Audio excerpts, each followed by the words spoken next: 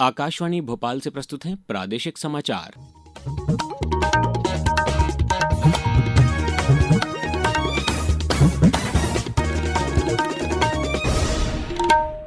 नमस्कार, समाचारों के साथ मैं अभिषेक कटियार। सबसे पहले इस बुलेटिन के मुख्य समाचार।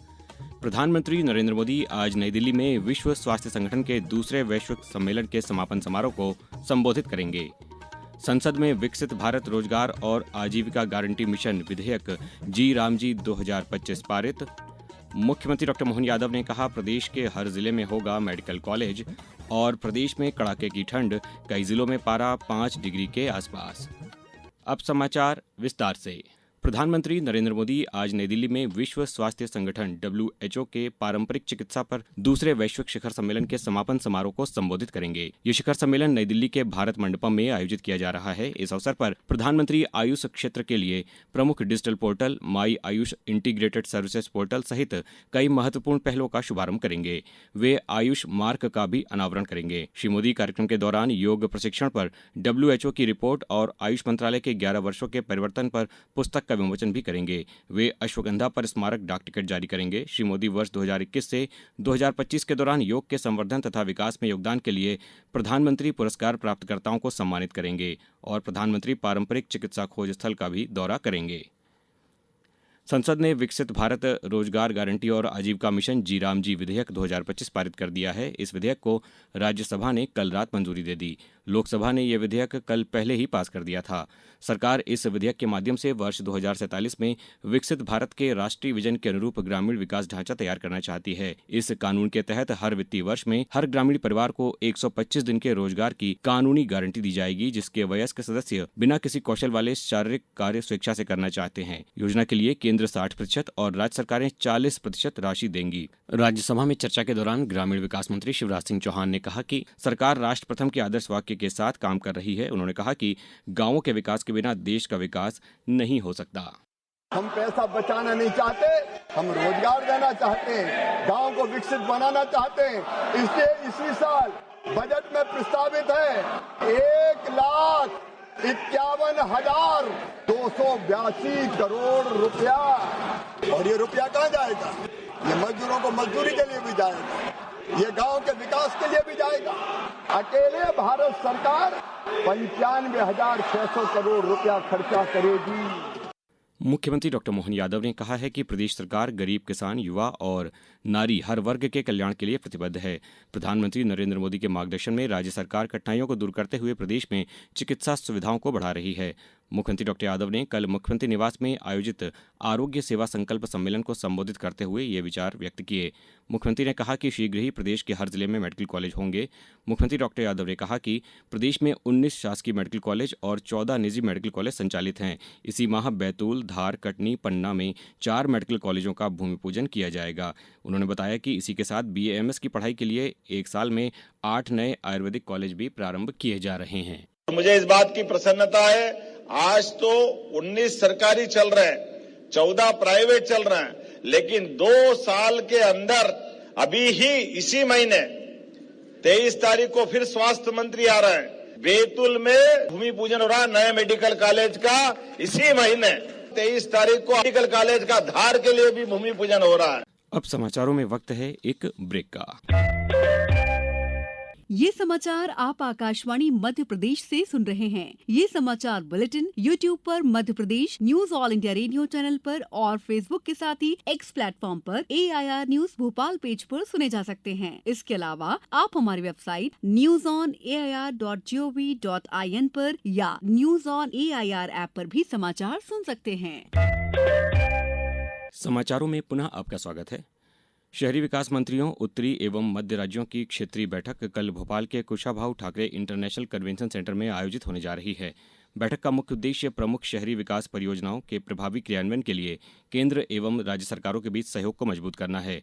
इस बैठक में मध्य प्रदेश के मुख्यमंत्री डॉ मोहन यादव और केंद्रीय आवास एवं शहरी कार्य मंत्री मनोहर लाल खट्टर विशेष रूप से उपस्थित रहेंगे।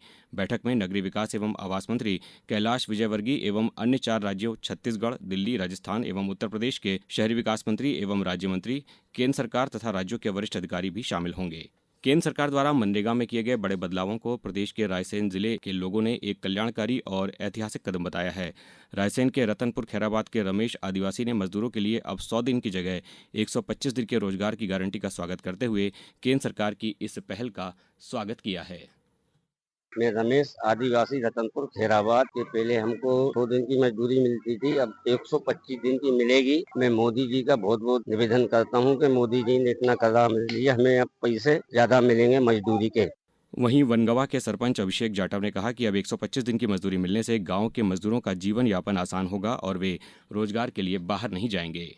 मैं ग्राम पंचायत बनगांव से पहले जो है कि 100 दिन की मजदूरी मिलती थी, तो क्या है कि मजदूर लोग काम भी नहीं कर पाते थे और बाहर जाते थे काम करने के लिए। लेकिन अब अगर देखा जाए 125 दिन मजदूरी कर दी गई है, तो उससे क्या है कि अच्छे से ये मजदूर अपना भरण पोषण कर पाएंगे और बाकायदा अच्छे से अपना जीवन यापन करेंगे। ग्वालियर में 25 दिसंबर को आयोजित होने जा रही अभ्युदय मध्य प्रदेश ग्रोथ समिट की तैयारियों को लेकर लघु मध्यम और सूक्ष्म उद्योग विभाग के आयुक्त दिलीप कुमार ने कल वीडियो कॉन्फ्रेंसिंग के माध्यम से अधिकारियों की बैठक ली।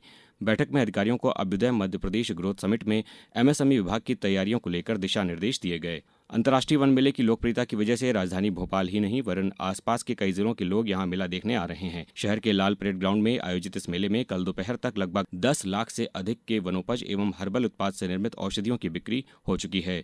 मेले में स्थापित ओपीडी में भी बड़ी संख्या में लगभग 100 से अधिक आगंतुकों ने निःशुल्क चिकित्सकीय परामर्श प्राप्त किया।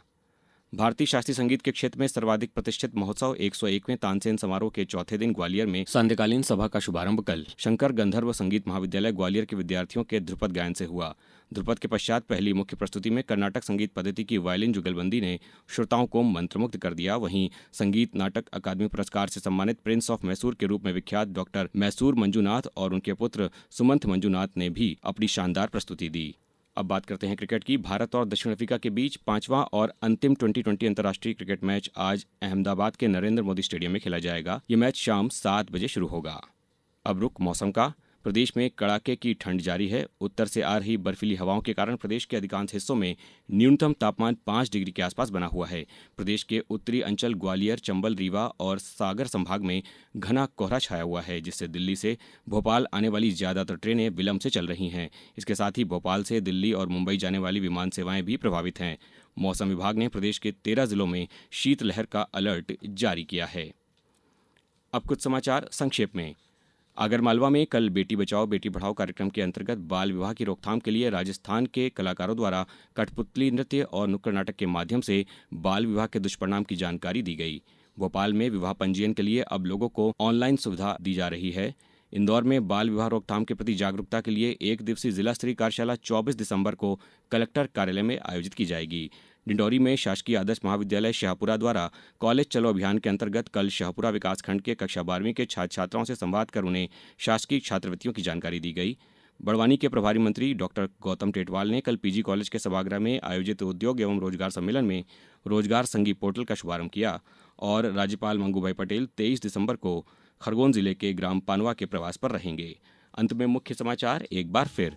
प्रधानमंत्री नरेंद्र मोदी आज नई दिल्ली में विश्व स्वास्थ्य संगठन के दूसरे वैश्विक सम्मेलन के समापन समारोह को संबोधित करेंगे।